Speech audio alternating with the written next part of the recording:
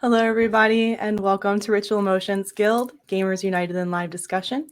I'm your host, Monica Miller, and today we're going to be talking about a topic that has seen a bit of controversy in the gaming space, violence and aggression in gaming. And today we've invited a researcher by the name of Dr. Rachel Kowert to talk to us a little bit more about her research into this field, where she started, why she's in gaming, and just kind of like have a conversation about a researcher's perspective of this topic, which I'm really interested to hear more about. So, Rachel, if you wouldn't mind, go ahead and giving a little introduction and a background of how you got into the space and researching such important stuff. Sure. Thank you. Thank you for having me. I am Dr. Rachel Kowert. As you mentioned, I'm a research psychologist, and I'm the research director of Take This, which is a mental health nonprofit that serves the gaming industry and gaming communities. I've been studying the uses and effects of games for more than 10 years, specifically focusing on its physical, social, and psychological repercussions. How I got into this space, it's a little bit of a selfish story, I'm going to say. I was studying to get my master's to become a licensed clinical psychologist. And I was seeing a lot of parents, because this was like 2008-ish, that were very concerned about their children playing World of Warcraft. This was like height MMORPG, fanaticism. And after the third, fourth, fifth, 10th parent, I was getting concerned because I was playing loads of World of Warcraft. Nice. And I was like, this is a problem. Border Alliance, Rachel. Alliance.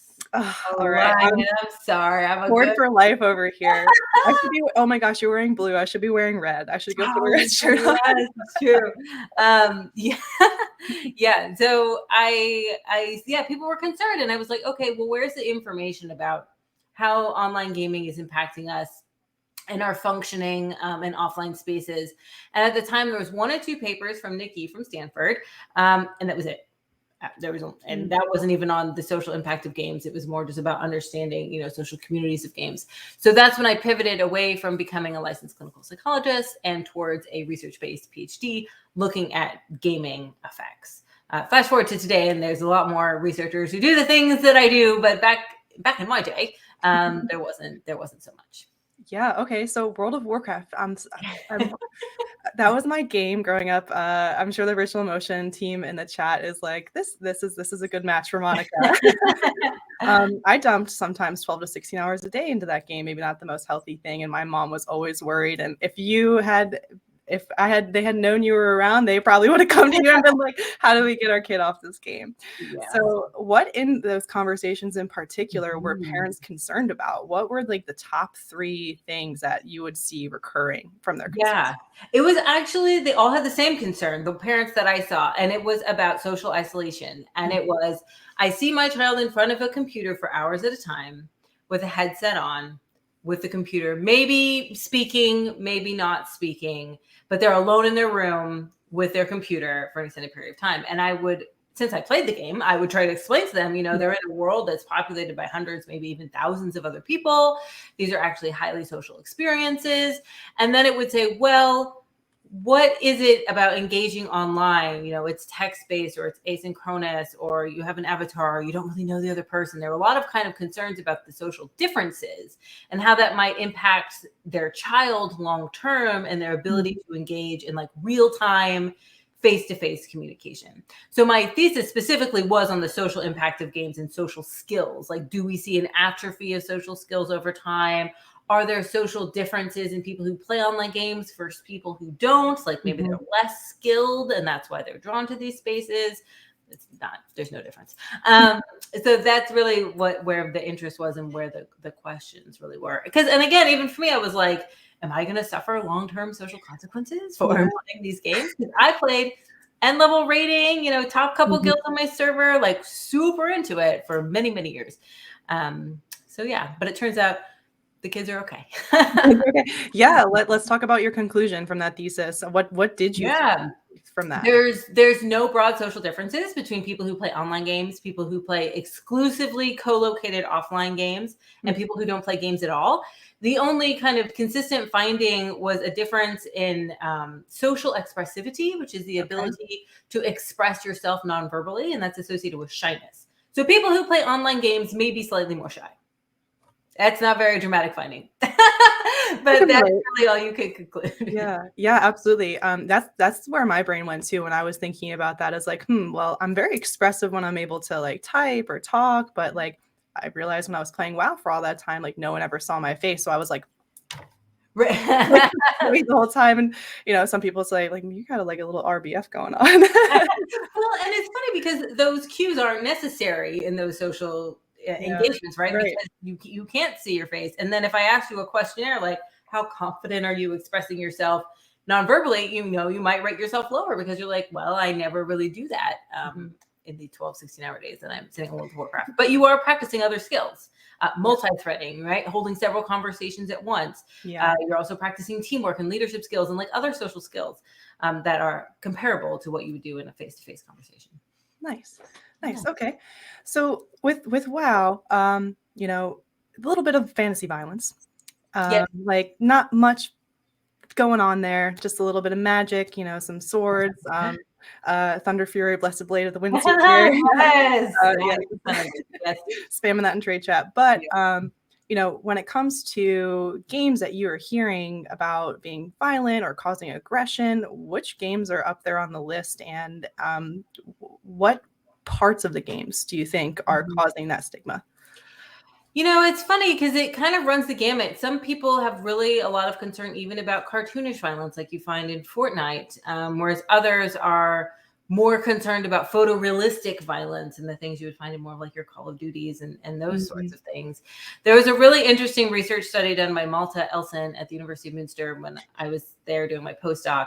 And he modded a game, and I can't remember which game it was off the top of my head, but it was a first-person shooter. And in one version of it, it was like bloody and gory, and you had realistic weapons, and it was a photorealistic game. And in the other version, you had like a gun made of balloons that shoot rainbows, and the person just like disappears when you hit them. And he was looking at the effects, like in aggression and in perceived, violence of the game or whatever. And there were no differences between the two. So it doesn't necessarily seem to be if it's photorealistic or not, but it's just the act of being an aggressor. Interesting. Okay. And what stigmas and beliefs have you noticed about gamers from maybe the non-gamers or folks who aren't as in tune with what goes on in the gaming world and see it from an objective point of view? What are some of like the stigmas and beliefs that you hear about? So many. Yeah. So many. The links with violence and aggression is a big one. Gaming addiction is a big one.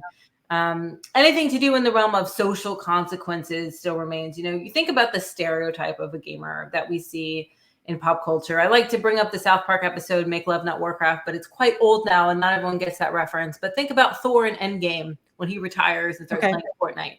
Overweight, socially isolated, aggressive, lazy. Those are kind of all the connotations that clearly we still see today associated with someone who plays a lot of games. Yeah, no, that's quite unfortunate. Of all the people we've had on Guild, and it's just like gamers make up the world in a big way. More people now are gaming than ever, so it's just like your next door neighbor or somebody like that. It's not like this shut in child figure that we like really think of like it used to be. And I'm just very curious about how that switch changed, because back in my day, we're going to go back down that line, like it definitely wasn't cool to be playing games. You kind of had to keep that on the DL. That has come up time and time again on these chats that I've had, and it's just like, what has now caused that shift that things are becoming like a little bit cooler? What has made games more acceptable in the mainstream?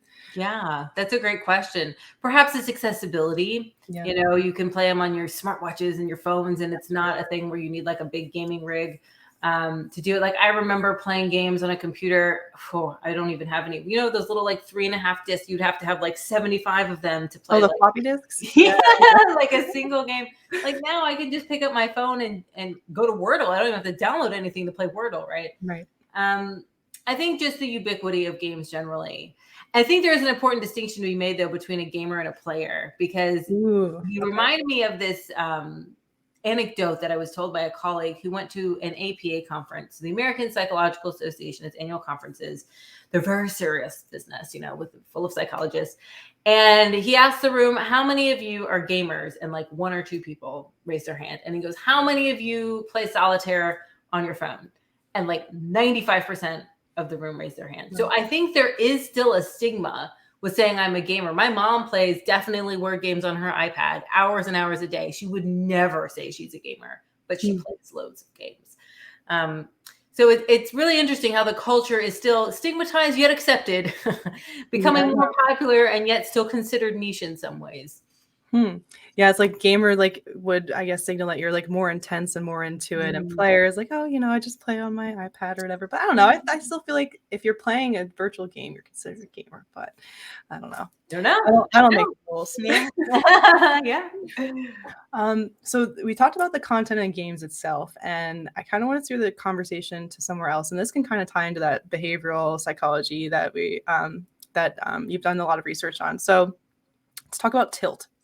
Yes. So tilting in video games, for those of you who don't know, is just kind of like, being pushed off your like normal balance and being like maybe a little upset that you died or something like that in a video game, and then like you carry a negative mindset with you for X amount of time throughout the game, and it's like everybody's prone to run into this, even in the real world. Like sometimes I'll be the friend like, are you tilting right now? But sometimes these things are a short-term reaction to dying in a video game, but can repeated unfavorable outcomes in a game, like dying over and over again, or missing a spawn, and we're like a spawn in World of Warcraft, or something along those lines. Like these repeated things lead to aggressive behavior long term, or is like tilt more of like a knee-jerk reaction that kind of like falls off after a while? Have you done much research about that? Not me personally, but I've read research about it. And this comes up a lot when I talk to parents. I do a lot of community outreach with parents, and they'll say, I see my child playing a game and yelling at the screen, or seemingly being very aggressive because they died or whatever. And I always bring up, I had a small stint in playing first-person shooters. I'm not very good at them. And every time I died, I would slam my mouse every time. And I broke like several. Oh, nice. Those games are not for me. From the outside looking in, that seems very aggressive, right? Like slamming the mouse, breaking a piece of equipment. But, research from the Oxford Internet Institute that came out a few years ago actually looked at that, and it's more tied to frustration, which makes sense. So while it looks like anger, the actual emotion is frustration. So no, that's not going to lead to like real world changes in our aggressive disposition. It's not going to lead to our propensity to want to commit violent, break mice maybe, but not like commit like real world violence. And it's important to note that this is not unique to games. In traditional sports, you see this all the time: frustration with missing the game-winning throw or whatever is involved in sports ball. I don't play any sports. But it is analogous to what you would feel in any kind of competitive team-based situation. So it seems different when it comes to games, because again, I think it's the perception of a person alone when you're not alone in the virtual world, right? But alone at your desk, yelling at seemingly no one. But really it's an expression of your frustration to your team and the other people you're competing with. Yeah, definitely jarring to walk in on somebody having like I've been trying my best. I started streaming a little while ago, did it for fun, and I took a clip because I was getting really frustrated, but I was like, I'm on camera, I have to like remain composed. Yeah. So I just did some deep breathing exercises for like 5 minutes live on stream, and it actually worked. But like I've walked in on friends. I had a boyfriend in high school who like ripped his shirt off because he lost a game. So I was just like, this is scary to witness, but like then the person's like back to normal in like 45 seconds. So it's like it's just part of being in something competitive and wanting to push yourself to be the best, and then being frustrated when don't measure. You throw a frag grenade and blind yourself. What I do. Yeah, I don't touch first person shooters. No, I don't either. I'm not very good at them. Yeah, either. Yeah, in World of Warcraft, it's more like role playing fantasy, and then like this is intense. This is hand-eye coordination. These are two things I don't really have. No, I'm sure you have to have some, or that's the skill that underlies all games. That's true. Yeah.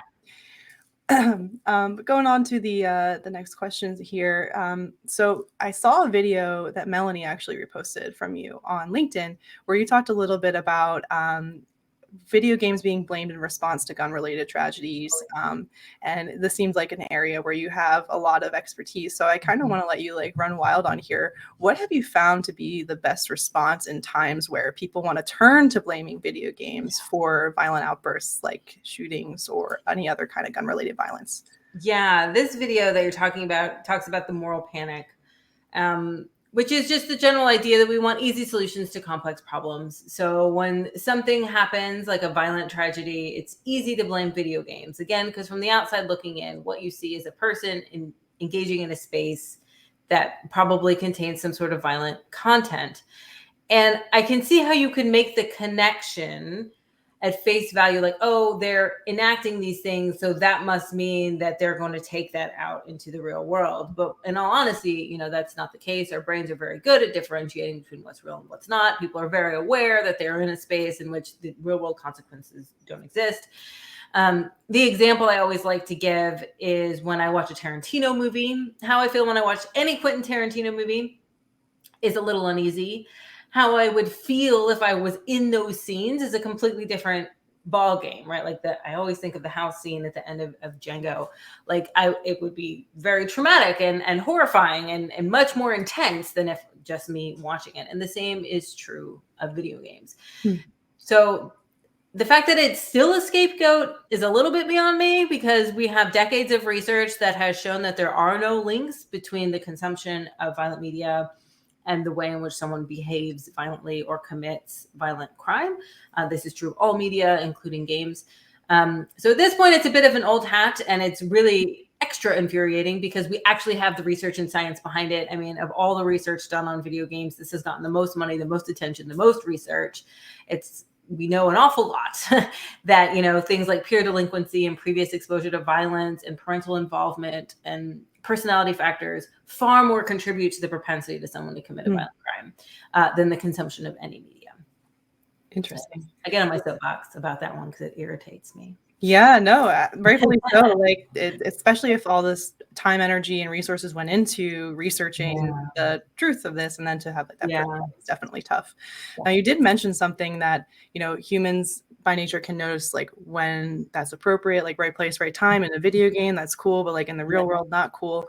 So when in my head, I was thinking like, maybe video games are actually a good place for us to release those violent tendencies that we as humans have had since like the beginning of time. Think about like back in history when we were physically, causing torment to other human beings. Like, now we can, I'm getting deep in here. So now we can like take that primal aggression that every human has, right? Is that true? Like, do we like have that? Is that what you're referring to is sublimation. It's a Freudian term, taking negative impulses and turning them into something more constructive. Okay. So there's the word for that. Great. Yeah, there's the word for that, sublimation. Like classically, it would be like if you're really angry and you make like really angry paintings or something like that. Like you're getting the anger out in a way that is more socially acceptable. So what you're getting at is, people maybe if you have angry feelings or aggressive feelings, getting that in video games is a more socially acceptable way than going around tormenting other people. Right. I would agree. Yes. It's just very cool that you can, I don't know, there is a place to put that stuff in this like modern day society, and it's like and there's research to support like other aspects of that too, like identity exploration. Being able to explore different aspects of your identity. You played World of Warcraft, social learning. I want to practice how to talk to the opposite sex. I can do that in World of Warcraft with all these safeguards that if I fail completely, nobody, in my school circle is going to know that I failed completely. There's a lot of areas of research and interesting things to see about how these virtual worlds are serving those different functions and those different purposes. Yeah, and you make a good point with the identities in World of Warcraft. That's something I recently discovered. I was like, man, all my characters had like their own little backstory, their own little personality, their own outfits, like it. And when I reflected, I was like, wow, these are all pieces of myself that I was able to interject into this game and see physically, see these parts of me progress in some way, which was really cool. Now, Dana posed a really good question in chat here. So World of Warcraft, you and I were able to get immersed in that and have a good time. For the metaverse, when we're thinking like in the future here, put your headgear on, you go into this virtual world, you get to have those experiences, talking to the opposite sex and identifying your identities and stuff. Is it like, what are the dangers of like getting lost in that reality, especially as like World of Warcraft and MMO has the possibility of becoming a more immersive virtual reality experience as we think ahead to the future? Yeah. I mean, I guess it depends on what you mean by getting lost. I think a lot of people have a concern about preference for a virtual life over a non-virtual life, to which I often say, I feel like we already have preferences for a virtual life. Like I was just telling my husband, if I can't order the pizza online, I'm not ordering it. Like if I have to call someone to order pizza, it's just not happening. So in some ways, we've already kind of descended into this preference for a mediated and digitized society. Will we ever fully want to leave our day-to-day realities of face-to-face communication? I mean, I don't think so. As humans, we're tribal creatures. There is something chemical and biological about being in a physical space with other humans in that physical space that a digital platform can never give you. It's something chemical, it's something biological. So I think in some ways we may see preferring certain kinds of engagement in digital space, but again, I think we're already there. Yeah. I just don't think it's ever going to fully overtake, unless it's like Ready Player One and the world is destroyed, in which case I hope we prefer it because that's where we'll be. Yeah, that'll probably be the better option at that point. But until then. Yes. Until then, I think that we're okay. Cool. We are kind of winding down here. I have a few more questions left on the chat. So if anybody who's watching would like to pop a question in, feel free to write in chat. But Rachel, I kind of wanted to tie this back to one of the first questions I asked you about parents. And we talked a little bit about how you had all these talks with parents about World of Warcraft. Now, if you could share with a parent, since this is going to go on demand, if anybody wants to watch this later, who might be worried about their child playing violent video games or becoming aggressive as a result of tilt or something along those lines, what is something that you would be able to tell them to put them at ease? Oh, I would say, there's been many decades and thousands of studies looking at the short and long-term impact of violent video game content, specifically on aggression and violence. There are no long-term links between aggression and violence for people who play violent video games versus people who don't. And also, generally speaking, when we look at the literature, just like really broadly about the impact of games on us in any aspect, psychological, physical, when it comes to violence, social outcomes, whatever, it's generally more positive than negative, and at the very least neutral. So maybe that should put some minds at ease. That's a good one. Very nice. I like that a lot, and I think that would change my mind if I were a parent. That's awesome. Well, if we have any questions, we can also do them backstage in the networking hub. But Rachel, before we do log off here, can you tell us a little bit about how we can find you online? Yes, you can find me on Twitter at Dr. Kowert. I live on Twitter. I also have a YouTube channel, Zeitgeist, where I post almost weekly videos about the science of games. So you can find that at youtube.com/Zeitgeist. And takethis.org is where you can find more about the work I do with mental health outreach and games. Yay, awesome. Well, we would seriously love to have you back on Guild to talk more. And anybody in the chat who would like to meet Rachel, we will be going back into a networking hub here after I end the session. So hang on tight and a button will pop up on your screen shortly. Thanks for your time, Rachel. Awesome. Thanks for having me.